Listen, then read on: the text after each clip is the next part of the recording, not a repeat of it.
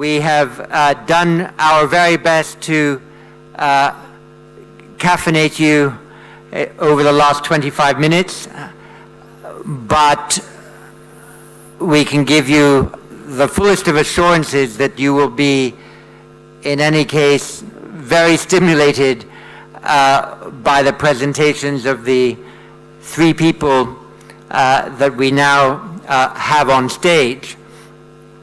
And I think, as you know, the IISS Manama Dialogue is seeking to be a truly trans-regional forum for defense diplomacy. When we began in 2004, the effort was principally focused on the 6 countries of the GCC, Iraq, Jordan, Egypt, 1 or 2 Europeans, and 1 or 2 North American countries represented. But the stakeholders in Gulf security and the extroversion of the Gulf states and their own interests in other neighboring regions means that the added value that the IISS Manama Dialogue could bring to defense diplomacy depended on ensuring the widest diversity of participation without losing sight of the central purpose of our reunion each year, which is to understand the different sources of regional security and defense and the different ways in which allies, partners, and friends could contribute to that. And that is why you have, in a sense, 3 different regions represented at this 3rd plenary session on the very central theme of maritime security in the Middle East. It's evident that powers in the Indo-Pacific have themselves in their own region a very determined interest in freedom of navigation. The phrase of the moment is also a free and open Indo-Pacific, and there has been a lot of consultations in the Indo-Pacific about how to ensure maritime security and freedom of navigation, and also on the specific issue of piracy, where some years ago in the Malacca Straits this was a growing phenomenon, but owing to the increased intelligence sharing in the region and the ability to act jointly and in a coordinated way, even as between countries that were not formal allies, those incidences of piracy have reduced. In this region, of course, it's been very much the security of freedom of navigation through the Straits of Hormuz that has been of current immediate concern, and the variety of different countries that have sought in their own ways to secure freedom of navigation through the Straits of Hormuz is the issue of the moment, but I know that our panelists will go beyond the issues of the moment to be able to develop principles of best practice to develop over the coming years. That is why we have speaking this morning the Defense Minister of Japan, Kono Taro, who has been twice before to the Manama Dialogue in his capacity as Foreign Affairs Minister. We're delighted to receive him again now as Minister for Defense of Japan. It's a real pleasure to have with us General Mackenzie, the commander of U.S. Central Command. For those of you who don't know the particularities of the U.S. command structure, the U.S. Central Command covers an enormous geography and an extraordinary range of countries, which imposes considerable pressures of defense diplomacy on the holder of that office. And so it's a real pleasure to have General Mackenzie making a pit stop here at the Manama Dialogue on what I know is a very charged schedule to address this very important subject. And it's a delight to have with us Abdul Hadi Abdi, the Minister of State for Foreign Affairs of Somalia. I referred at the start to the challenge that the states, particularly of Southeast Asia, had earlier in combating the questions of piracy. And for Somalia, maritime security is not so much linked perhaps with freedom of navigation, but with the constraints that need to be imposed on the illicit use of maritime waters and the land bases from which they deploy that can affect the security of the East African region from which he hails. So now, delighted to see that the room is full and attentive. Could I please invite the Minister for Defense of Japan, Kono Taro, to address this third plenary session. Thank you, sir.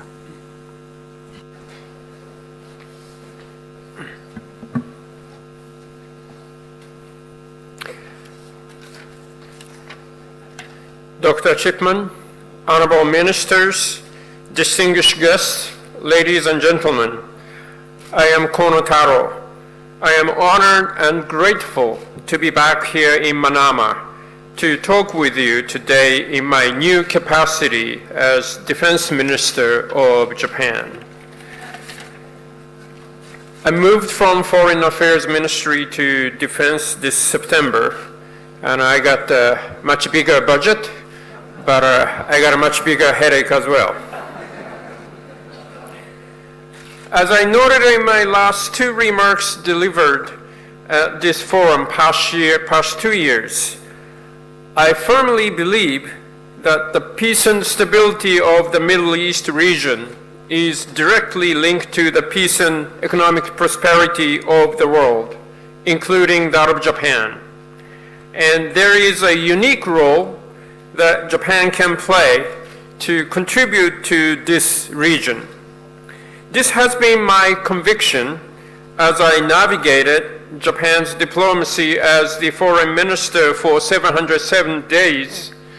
Now as defense minister, it remains to be my compass in guiding the direction of Japan's security-based engagement in this region. The Middle East is a hub for global commerce and trade. This region is the world's largest producer and exporter of oil. And in this region, a significant maritime choke point that are critically important, namely the Suez Canal, Strait of Hormuz, and Bab el-Mandeb Strait. It goes without saying that international peace and prosperity depend on the maritime security of this region. 99.6% of Japan's international trade is delivered by maritime transportation. Reliance on maritime transportation of the Middle East is particularly notable when it comes to oil import. As such, it's no exaggeration to state that Japan enjoys stable economic activity over 8,000 kilometers away from Manama, precisely because of the security of the Middle East region. The challenges to maritime security in the Middle East have provided an opportunity for economically developed Japan to meet its responsibilities within the international community.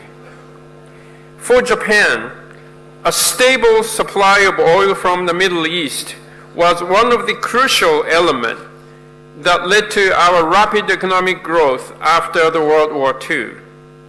And it remains to this day the foundation of our continued prosperity through international trade.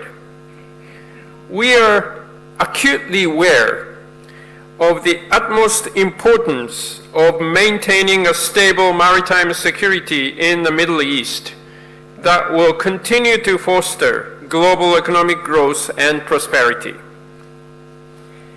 In 1991, Japan sent 6 vessels of its maritime self-defense force to the Gulf to conduct minesweeping operations alongside the naval forces of other countries.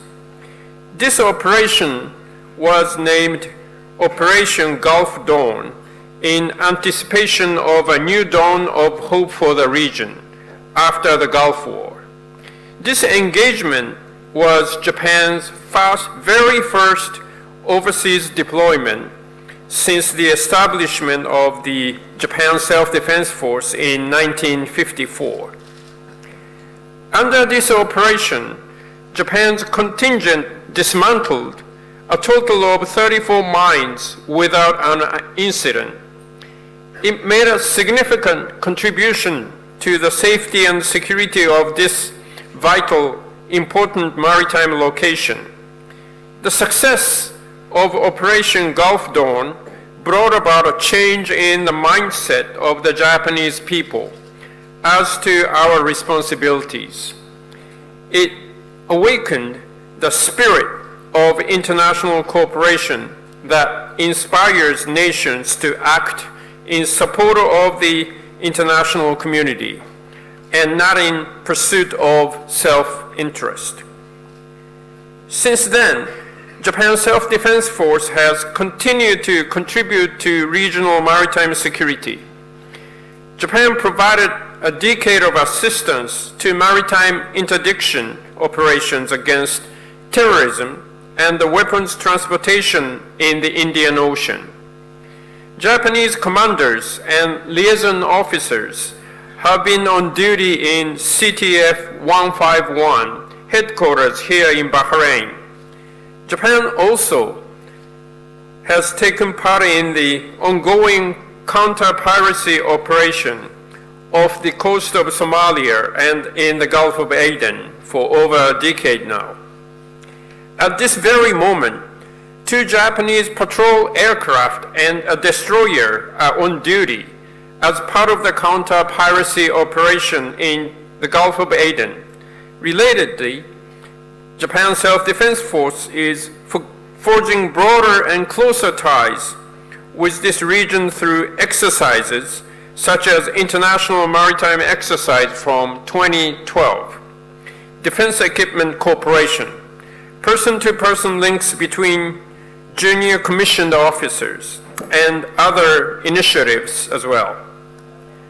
I trust the foregoing examples of Japan's commitment to the Gulf and Indian Ocean demonstrate our intent and capability to remain committed to the maritime security and peace and stability of the Middle East. After all, the deployment of our defense assets and personnel to this region over the past 2 decades in particular has come at a time of increasing concern about the security in Japan's immediate vicinity. In other words, we recognize the ongoing importance of maritime security here in the Middle East, even in view of passing security challenges closer to home. Japan has contributed to the maintenance of maritime security in the Middle East as we take the view that an open and secure maritime order provides the basis for a stable and prosperous international community. There may have been changes in maritime affairs over many centuries, but a freedom of navigation has always been and should remain a fundamental and universal principle. In order to ensure safe overflight, maritime passage, and other activities permitted under international law, adherence to the rule of law at the sea is essential. With respect to the rule of law in the maritime context, I refer to Prime Minister Abe's 2014 Shangri-La Dialogue speech, in which he laid out the 3 principles of the rule of law at sea. These 3 principles are that states shall make and clarify their claims based on international law. States shall not use forces or coercion in trying to derive their claims, and states shall seek to settle disputes by peaceful means. With respect to the Middle East, it is critical that regional waterways and the maritime commons remain a global public good, so as to ensure security and prosperity across the international community. My final point today is to highlight how the foregoing is shaping Japan's engagement with the region in response to evolving security challenges. There have been incidents that cannot be overlooked when considering the maritime security of the Middle East. Japan is concerned about escalation of tension in the region. Japan has persistently made diplomatic efforts to help ease tension and to bring stability to the Middle East. Prime Minister Abe and I, as a foreign minister, visited Iran in June this year, met President Rouhani and Supreme Leader Khamenei. Japan will endeavor to make further diplomatic efforts. Moreover, in an effort to reinforce our information gathering capabilities, Japan has started to consider how we can best utilize the asset of Japan's self-defense force as our independent effort. Our aim is to contribute not only to ensure the safety of Japan-related ships, but also to secure the peace and stability of the Middle East region. In conclusion, I'd like to refer to Japan's vision for a free and open Indo-Pacific. This vision is our guiding principles for international cooperation. In pursuing this vision, Japan will continue to strive for the security of the Indo-Pacific maritime order and broader international order based on the rule of law. It is my conviction that this vision will lead to an improvement in the security of this region and also to international peace and stability. Thank you very much.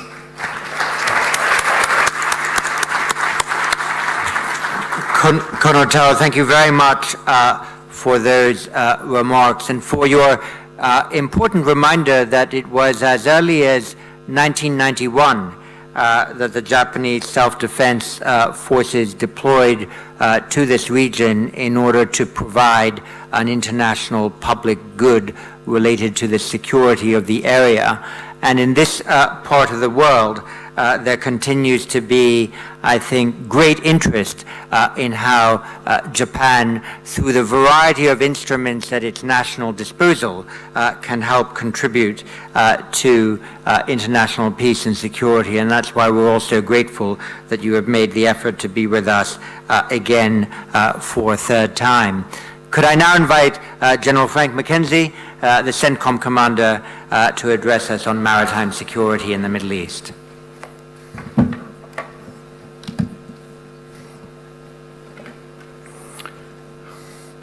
Dr. Chipman, thanks for inviting me to speak on this panel.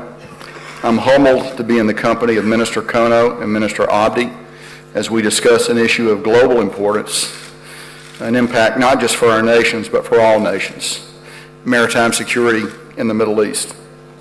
I'd like to use my time here today to briefly address the U.S. military posture in the Middle East and the possibilities that lie ahead with regards to cooperation and collaboration between allies and partners. The Middle East remains of vital national interest to the United States. The various waterways, including the strategic maritime choke points of the Suez Canal, the Bab el-Mandeb, and the Strait of Hormuz, are major transit routes for energy and trade. And the ability for commerce to travel these paths freely it's vital, not just for the United States, but for the global economy. Since a tax on shipping in the Gulf began in May, insurance rates for oil tankers have increased by a factor of 10. These costs are passed along the entire value chain, so threats to safe transit in these waterways affects all nations, regardless of how much or little they import energy and regardless of where the threats emanate. Our economies are globally connected. That's an undeniable fact. Ensuring freedom of navigation, especially in these vital areas of the maritime domain, is not only a necessity, but a global responsibility. The United States military proudly accepts its role, its share of the task, if you will, in this activity.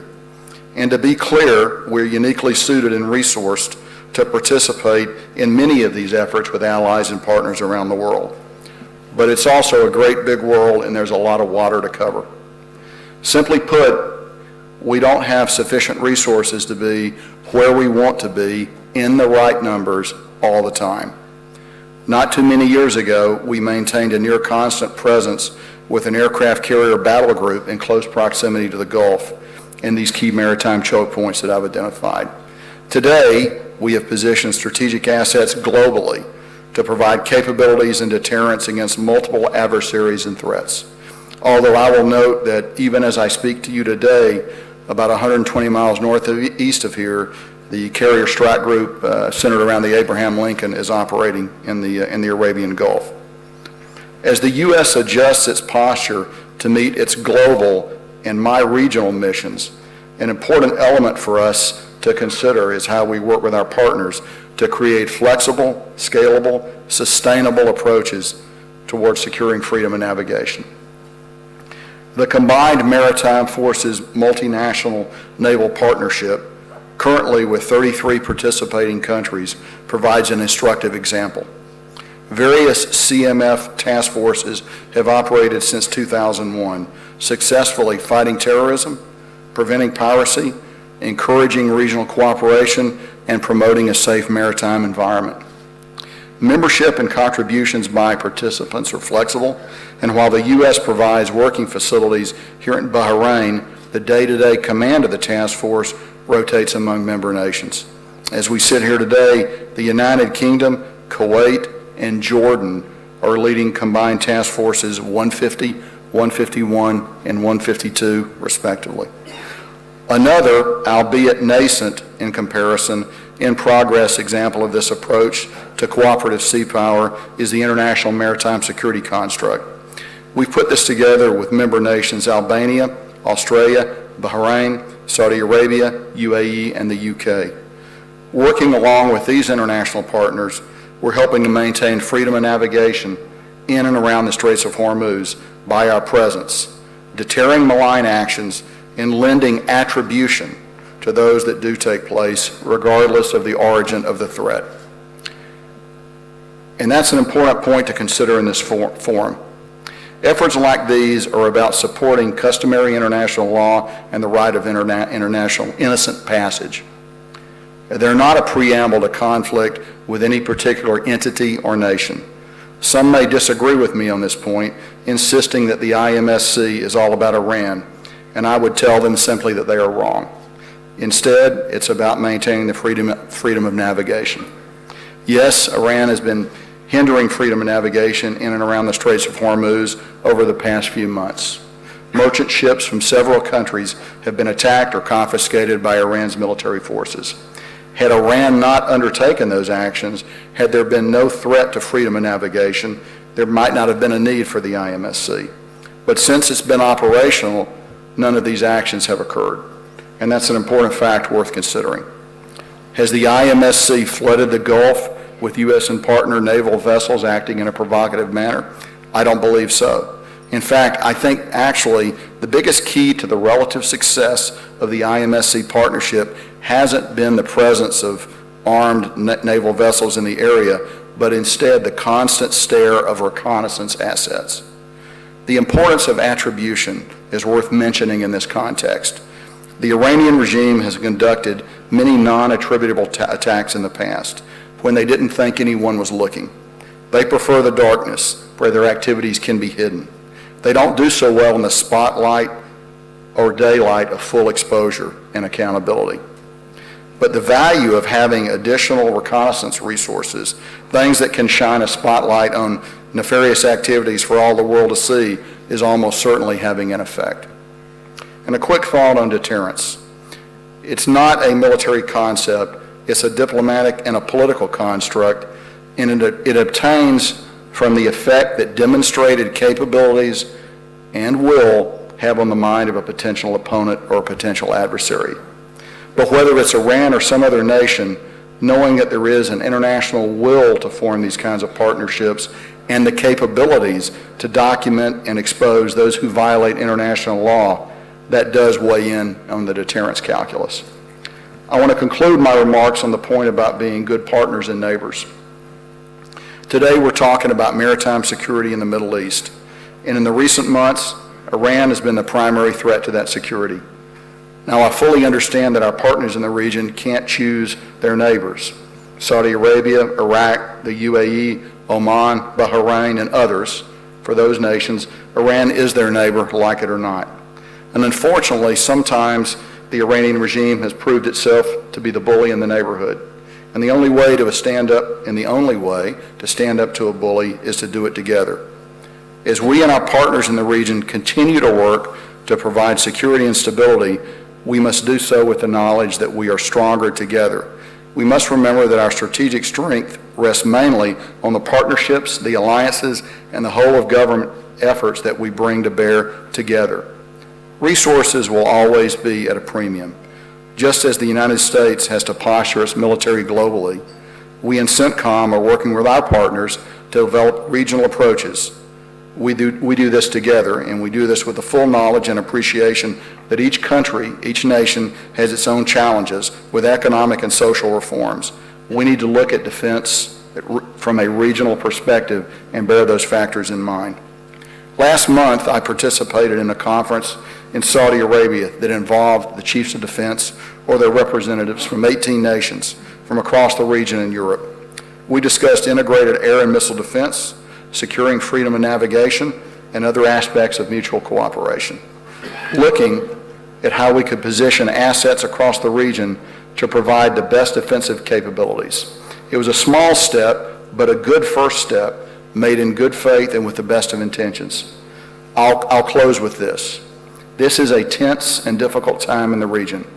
The best way to prepare for the difficult days ahead is to realize that we are stronger when we are together. Thank you very much.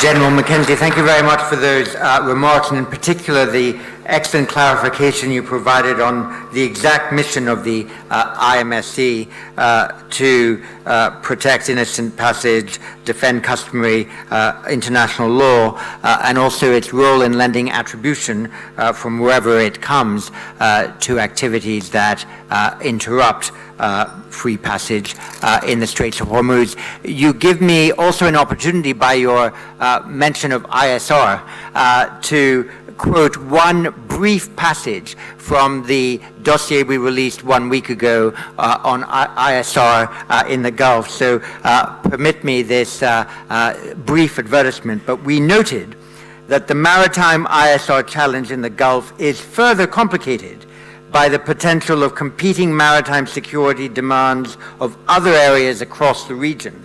The regional maritime challenges may oscillate between the Strait of Hormuz, the Bab el-Mandeb Strait, and the southern Red Sea, or even arise in all three simultaneously, adding to the difficulties in allocating maritime ISR and other maritime security assets. Iran's support of its regional partner forces by the maritime route is another factor to be considered in terms of ISR needs. So I recommend this for reading. And with that, I pass on the floor to someone who does have to consider maritime security in another one of these regions. Please thank us in having Abdul Khadir Abdi, the Minister of State for Foreign Affairs of Somalia, take the floor. Thank you very much, sir.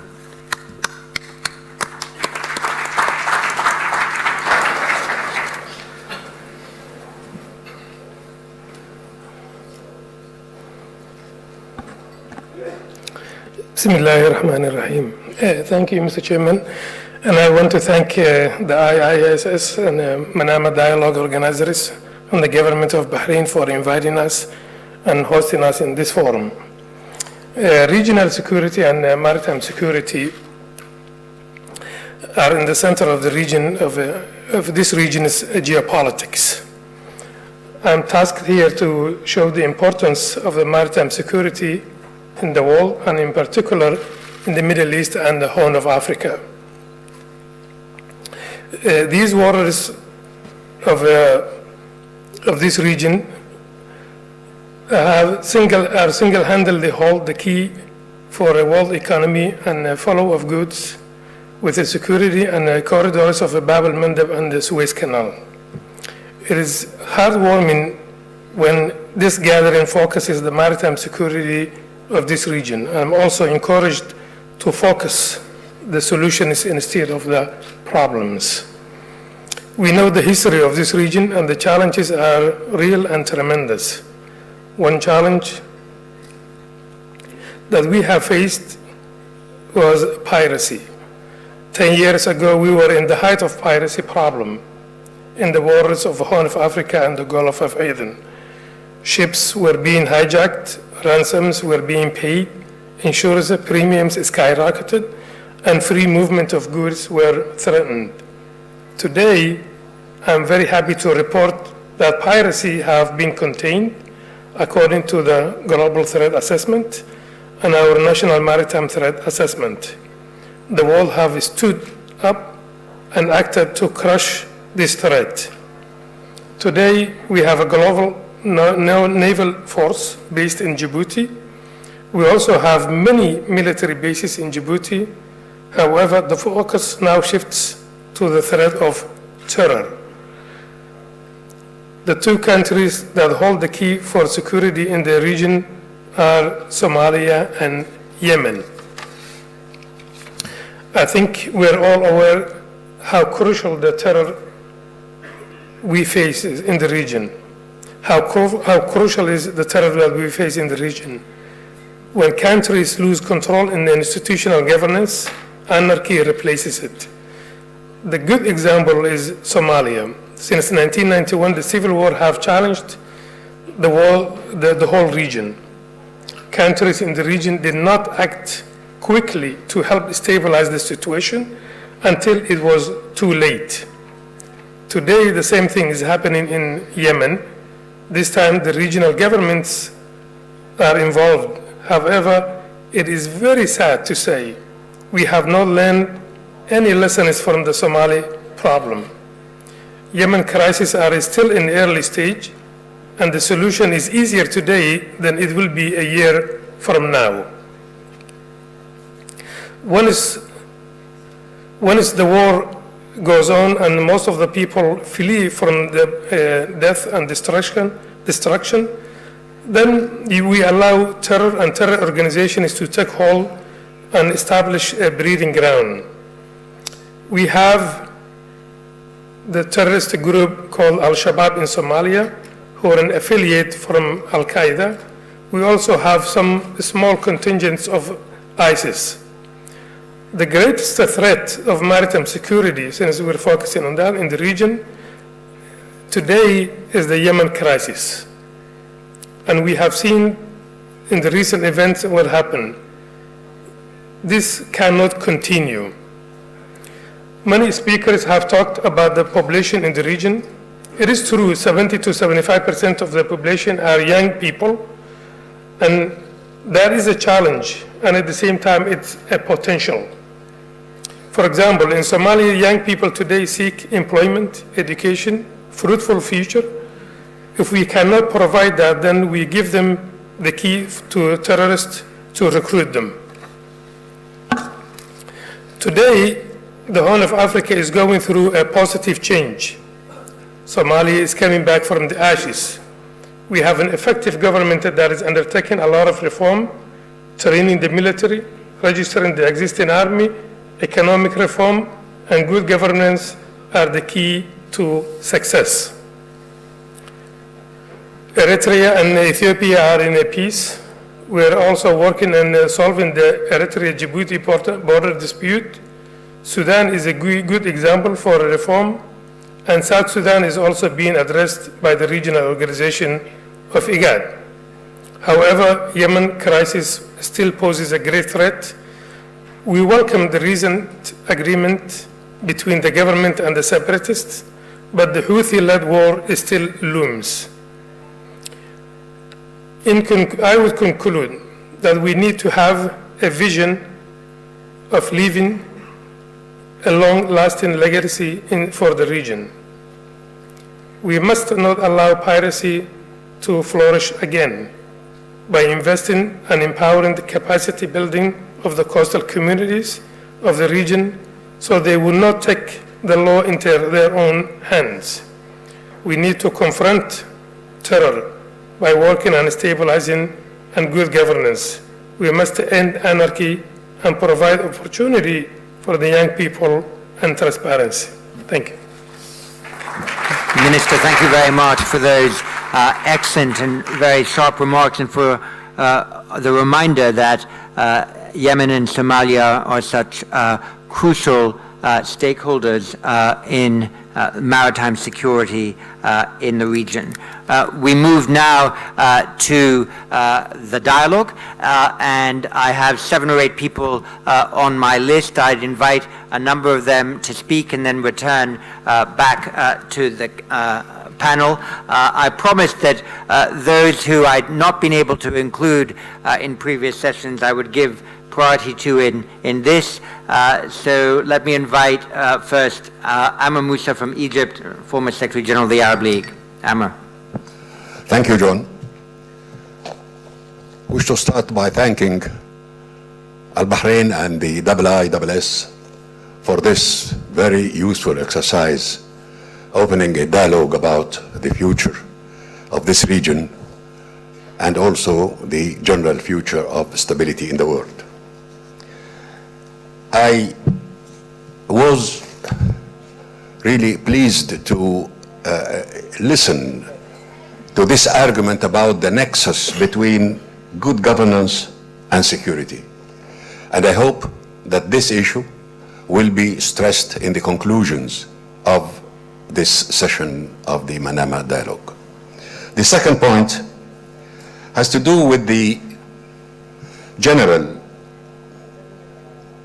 look to the future of this region, a new regional order. The Minister of Defense of France this morning stressed the notion that a vision of future regional order has to go beyond security. So we have to talk about economics, we have to talk about other issues that promote cooperation between the members of the same community. But here I have 2 points to raise very briefly. When we talk about regional security, I believe, strongly believe, and many others do the same, that the time has come for us to deal with security not only as a reaction to terrorism, but as the building up of security in this region, including, in particular, reviving the issue of a region free from weapons of mass destruction, free from nuclear weapons, free from the ballistic missiles. The issue of regional security has to do with this free zone. The second point here... Briefly, Amr. Yes, all right. The second point here is about the notion of moderate countries. What is the definition of a country that is moderate or not moderate. So we have to have a serious discussion about those definitions. Countries, all countries in the region have a great interest in stability, in security, and in discussing the future of this region. Thank you very much. I'll have to close it with that because we wish to bring in at least 6 or 7 others, but That's thank you enough for that, and I will Thank make certain that we will have some of those thoughts reflected in our conclusions on Sunday. But from Lebanon, could I invite Maroun Hitti, please? Yes, sir. Thank you very much. My question is for General Mackenzie.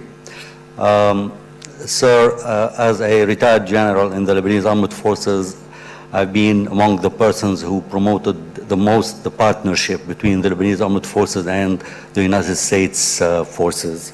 After this small introduction, it is evident that the situation in Lebanon today shall not return to the statu quo ante, before the 17th of October. And we all know that at the bottom of this boiling soup pan, there is at stake the change of direction of Lebanon towards a neutral status, if not an openly or an open redirection toward the modern Arab world and the West in general, for 2 reasons, one of them being cultural. I believe that the Lebanese, in their culture and in their way of life, are much closer to the modern Arab world and to the West in general than they are to the Iran of the Mullah. So in that ambience, where today all tensions are raising in Lebanon, social, generation conflicts, the LAF is standing between 2 factions in Lebanon and trying to play a very difficult role. What if at one moment a conflict, a violent conflict, opposes the LAF to Hezbollah?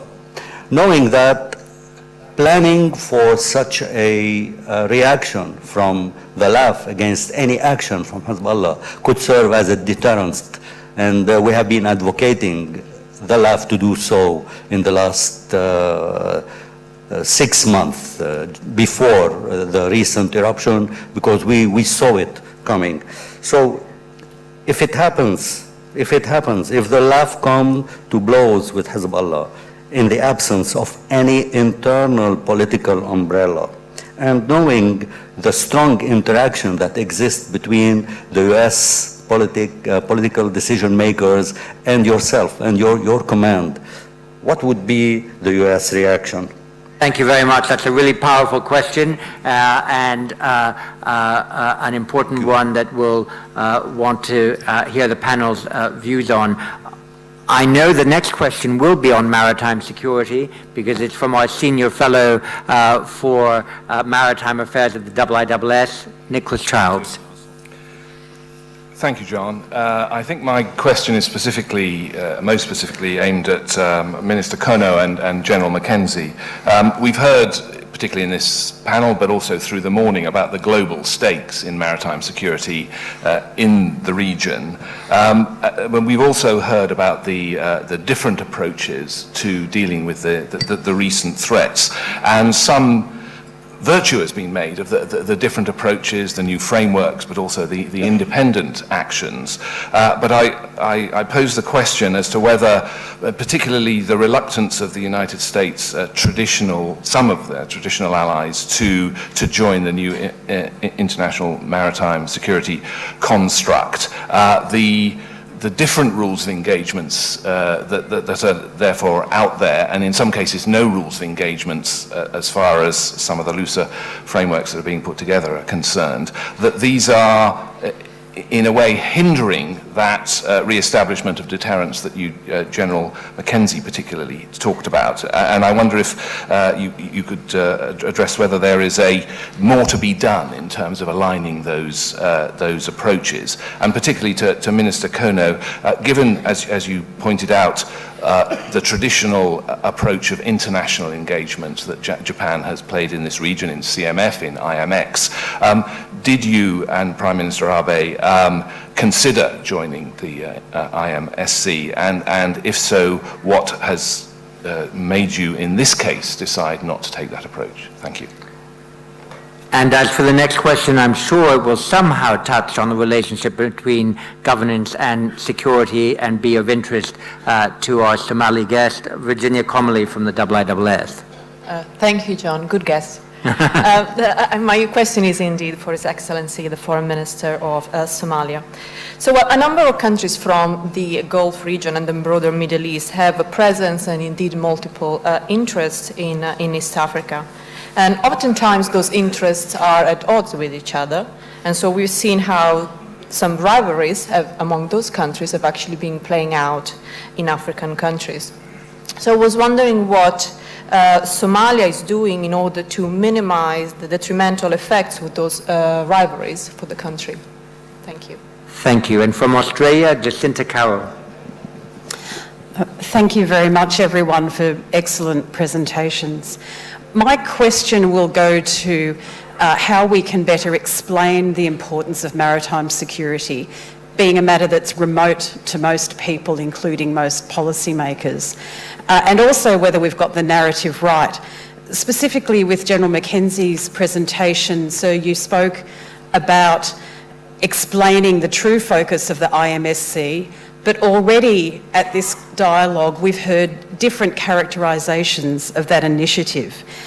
From some commentators even describing it as very much a US approach, a distinctive approach, some even calling it an aggressive approach. And here I reflect upon Sir Mark Sidwell's comments about implausible deniability, because in the maritime environment we're seeing a range of actors, sometimes showing that it's themselves in this environment, other times acting through proxies. Closer to where I live, we have disputes about the South China Sea involving freedom of navigation and state-sponsored illegal fishing in the Southern Oceans and the Southwest Pacific. So are we getting the narrative of maritime security right? Are we explaining its importance? And are we explaining how these operations work? If not, how do we get the right story out? Thank you. Thank you. And from France, Rim Martet. Thank you. General Mackenzie, you spoke of the importance of deterrence. Has the U.S. Weakened deterrence in the region by not responding to Iran shooting down a U.S. UAV or attacking the Saudi oil facilities? How do you regain escalation dominance from Iran right now? And the French defense minister said France and others have not joined the IMC because it's part of the U.S. maximum pressure policy. How can we be stronger together, as you said it twice, if even among such close allies you can't mount a maritime security mission together? And from the UAE, Fatima Saeed. Yes, thank you, Mr. John. My question is for Japan, Minister of Defense. After the recent events in the region, I mean the attacks on the ships and violating the freedom of maritime navigation, as you mentioned, Prime Minister Shinzo Abe visited Iran as an action of diplomacy and soft power. However, now Japan will start to deploy its forces in the region. So my question is, does that mean it's a recognition from Japan, maybe it's the time to start utilizing hard power? Thank you very much. And from Japan, Tadashi Maeda, the governor of JBIC. Thank you, John. I'd like to start with a special thanks to Minister Kono that you are trying, that's very much strong commitment of Japanese government to peace and stability of the region. My question is that some clarification that the Chief Cabinet Secretary's press conference on October 18th about peace and stability of the Middle East. One is that Japan will make the independent activities rather than joining at the U.S.-led initiative, which you referred to briefly. But secondly, that the possibilities of using the new asset or deploying a new maritime defense forces, and also switching that using existing the maritime defense forces deployed in the region of the mainly for the counter-piracy mission. We switched to that new mission. And also, finally, sometimes Japanese language is very ambiguous. Chief General Secretary said that the purpose of the new initiative is to strengthen information gathering, the capability. But it exactly means that ISR. This is my simple question. Thank you. Thank you very much. Mark Fitzpatrick. Thank you, John. Question to Minister Kono-Taro, following up on two other ones. When Japan declined to participate in the U.S.-led maritime security initiative in the Strait of Hormuz, I presume that it partly was because it did not want to interfere with Prime Minister Abe's effort to mediate between Iran and the United States, an effort that so far has not worked. Is Japan still seeking to mediate with Iran, and if so, in what ways, please? Thank you, and I'll take two more. Vijat Isapadi from Thailand. Thank you very much. I'd also like to direct my question to Minister Taro, in his remarks he talked about the importance of maritime security in the Middle East to Japan. But also in our part of the world, in Northeast Asia and Southeast Asia, we are also exposed to various maritime conflicts stemming from non-traditional factors and geopolitical roots. So we've tried to create a trusted and confident maritime environment where conflicts can be prevented. We've tried to put our efforts into arranging various regional mechanisms such as the ASEAN Regional Forum, the expanded ASEAN Maritime Forum, the ASEAN Defense Ministers Meeting Plus, which is not only between ASEAN but with our dialogue partners. So I was just wondering whether from your participation in these forums, whether you see any use for it, what use you see from it, and whether it can be replicated or useful for this part of the world also. Thank you. And I'll have two very quick ones. Etzman Al-Kadbi from the UAE. Thank you, John. Allow me, I will speak in Arabic, and my question to General Mackenzie.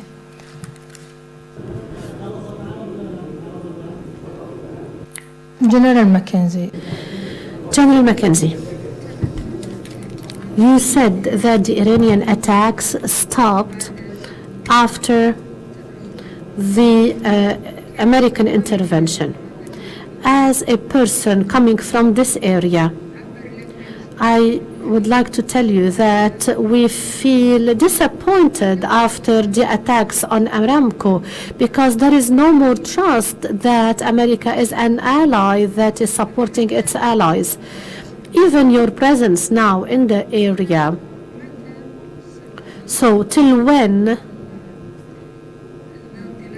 will these carriers, will the U.S. carriers will remain in the area? What is the guarantee after having, for example, a deal with Iran later on that the region will not have any more this imbalance that we are living now? So this logic that we are having in the international relations that sanctions against Iran are not to, make the deal better for the Gulf states. No, to make it better for the U.S. vis-à-vis China. Because the loser out of this deal was the U.S. and the winner was China.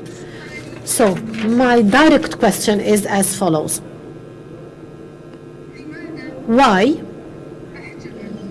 didn't the U.S.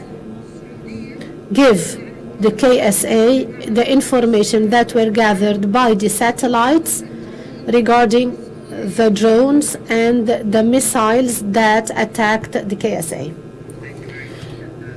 Question from Noura Hamid Alamer, Bahrain. Noura. Thank you, Chair Chipman, and thank you for letting me come in again. It's quite difficult to follow such a powerful speaker just before me and a powerful question, but I'll give it a try. Climate change has been recognized as a major issue for coastal populations with potential socioeconomic, environmental, and health impacts at all scales and has had considerable attention by the scientists and community alike. However, it remains to be seen if existing knowledge on the interplay between climate change and maritime security has been translated into policy, reducing risks to humans and the environment alike. So touching upon the topics of this meeting, there is recent evidence elaborating on the nexus between climate change impacts, social vulnerabilities, and the occurrence of maritime criminality. So we were speaking today on piracy, anarchy, and the essential need for more resources of defense. So at the end of the day, you're in the ocean and ports and the coastline where land meets water. So my question for all our guests today and panelists is, are we addressing the gaps between concerns raised by the academic community and society and what is actually acknowledged in national, regional, and official strategic documents to inform decision makers and stakeholders about the possible dependencies between climate change and maritime security, which could be a crucial step towards improving global ocean governance? Thank you.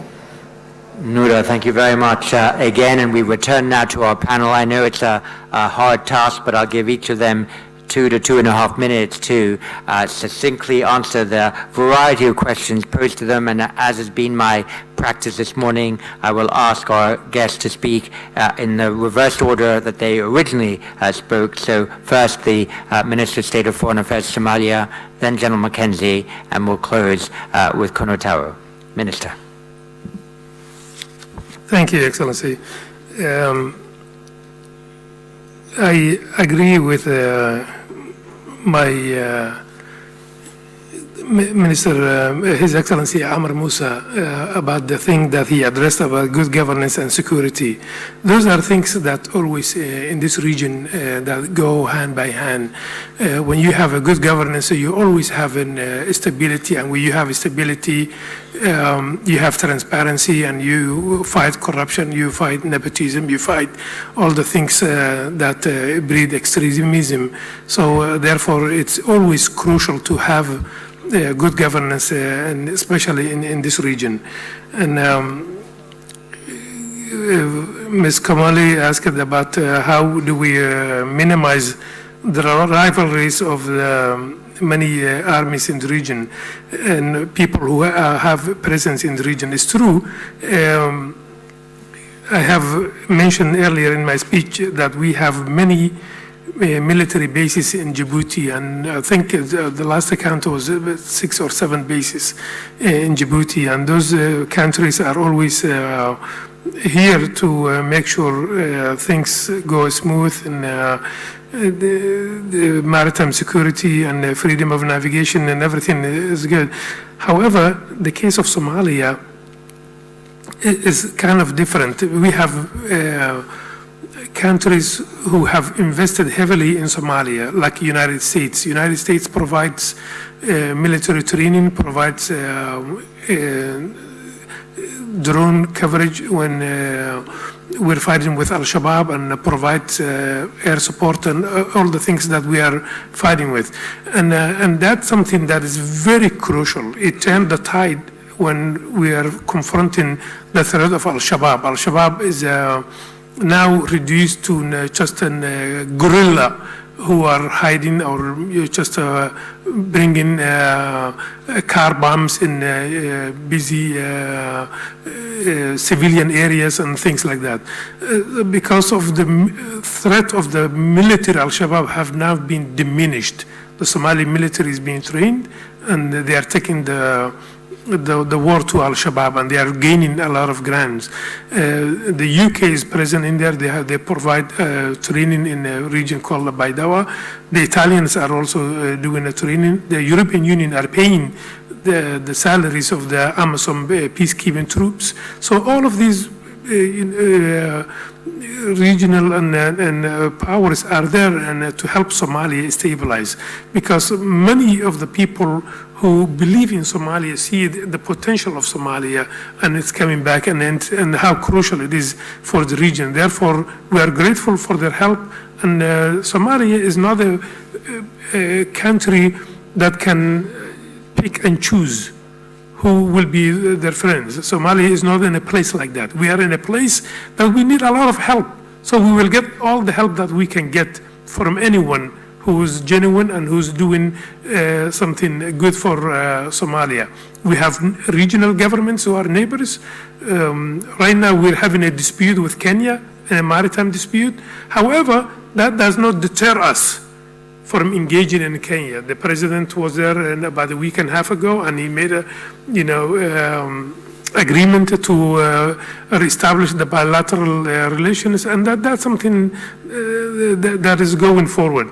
And the last question was addressed by Nora Lamer, and the concerns of the climate change. Climate change is real, and it's going there, and it's affecting the people on the ground. It's true.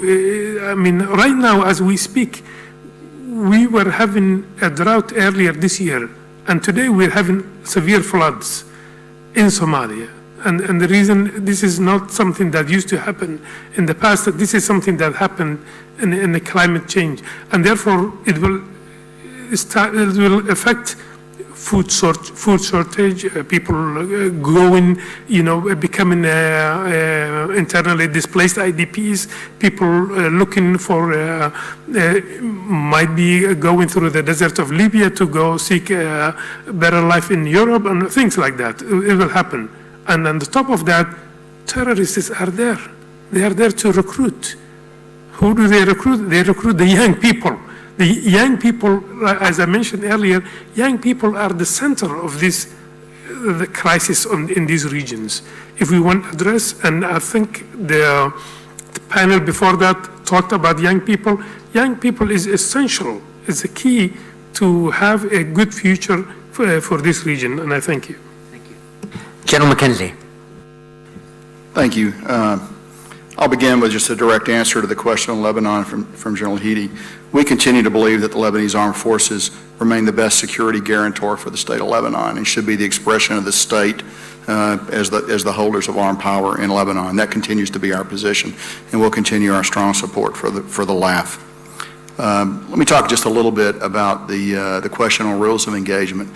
And for the non-technical members of the audience, ROE, or rules of engagement, basically dictate what you can and cannot do when in contact or when in potential contact. They're legally binding measures. So the question was, are the ROE and the complexity of the situation putting nations off from joining the IMSC? Look, nations may have their own reasons for not joining an act of collective security, so I can't comment on that. But I can tell you that nobody is more comfortable in a complex, multi-ROE environment than navies. And my NAVCENT commander, Admiral Jim Malloy, who's seated down here in front, we work every day in an environment where nations hold different views, different red cards about what they can and cannot do. That's just a complex environment that we're very comfortable with. In fact, at sea is far simpler typically than on land and even in the air. So I do not believe that's actually a reason. There are perhaps other good reasons why you wouldn't want to do it, but rules of engagement should not be one of those reasons. I agree that the narrative is actually very important about the IMSC. I've said a couple of times, others have said, and we will continue to say that the IMSC is not related to the maximum pressure campaign. You can draw your own conclusions about that. I am confident, though, that that's the intent that we've conveyed to the force. It is not designed to be aggressive.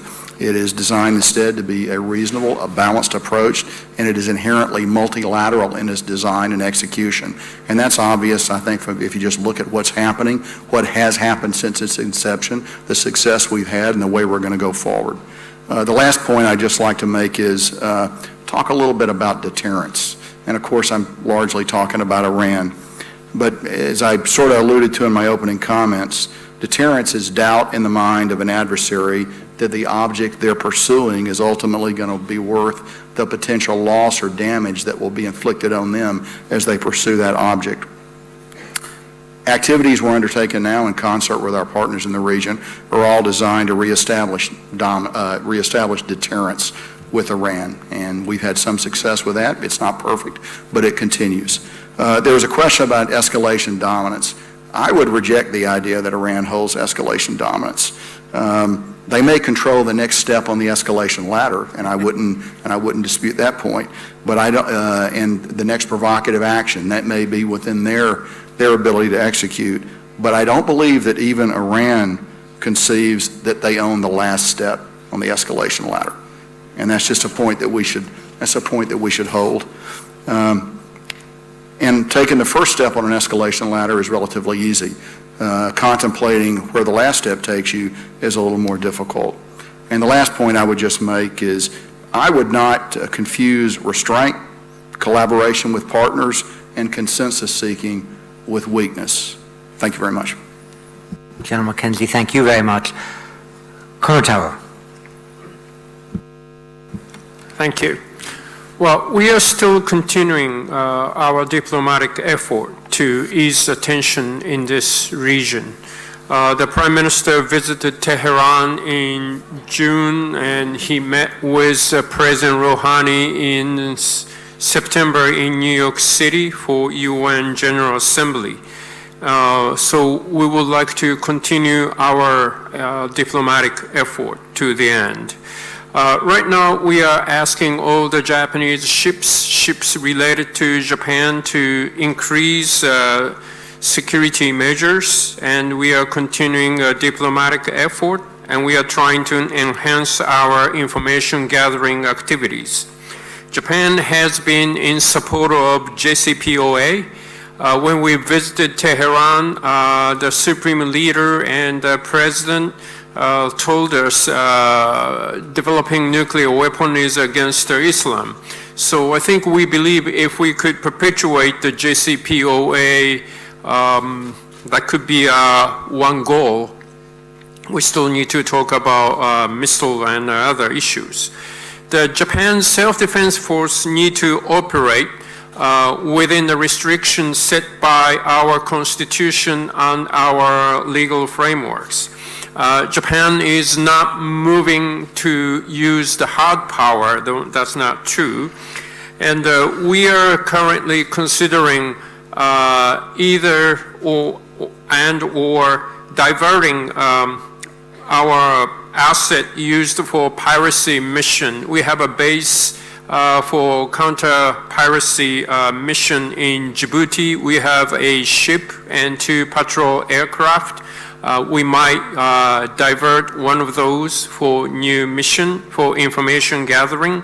And we also considering sending a self-defense force ship to this region. So we will make decision whenever, and we will start a new operation. For Asia, yes, there's a threat to free and open maritime order in East China Sea and South China Sea. In East China Sea, there's a Chinese violation of our territorial water. It's been going on constantly. And there's an issue in South China Sea. I've been to ARF Foreign Ministers meeting, and I just came back from Bangkok for ADMM+. Both forums are very useful and important. I think what we need to do is if anyone is trying to unilaterally change the status quo, international community need to work against those actions and make those to force them to pay some cost for that. And I think those international joint activity is very important. And we are carefully watching the development of Code of Conduct negotiation on South China Sea. Yes, at ADMM+, a lot of defense ministers talked about the climate change. a lot of defense ministers there think climate change could pose threat to national defense, not just about the erosion, but it could lead to a lot of way, and we need to assess what kind of threat it might pose for national defense. Our free and open Indo-Pacific vision include the counter climate change. We would do capacity building for those countries who might need. So I think that.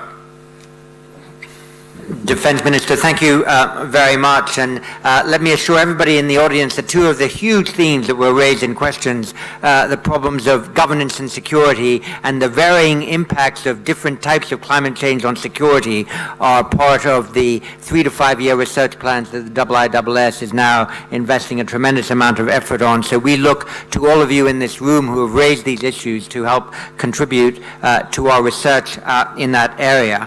I have two things to say. One, an administrative point, which is that those of you who have had invitations to the dinner tonight, if you are in receipt of an invitation to the dinner tonight, then I must advise you that you need to be ready to board the transport immediately after the last plenary of the day. We will assemble in the foyer immediately outside this ballroom at 5:45 for a 6 p.m. departure to that dinner for those of you who are carrying a physical invitation to it. But happily, you will have a meal before that, all of you. Lunch will start in 3 minutes, but as you stand and go to that lunch, I hope you will thank very much our three fantastic plenary speakers for this morning.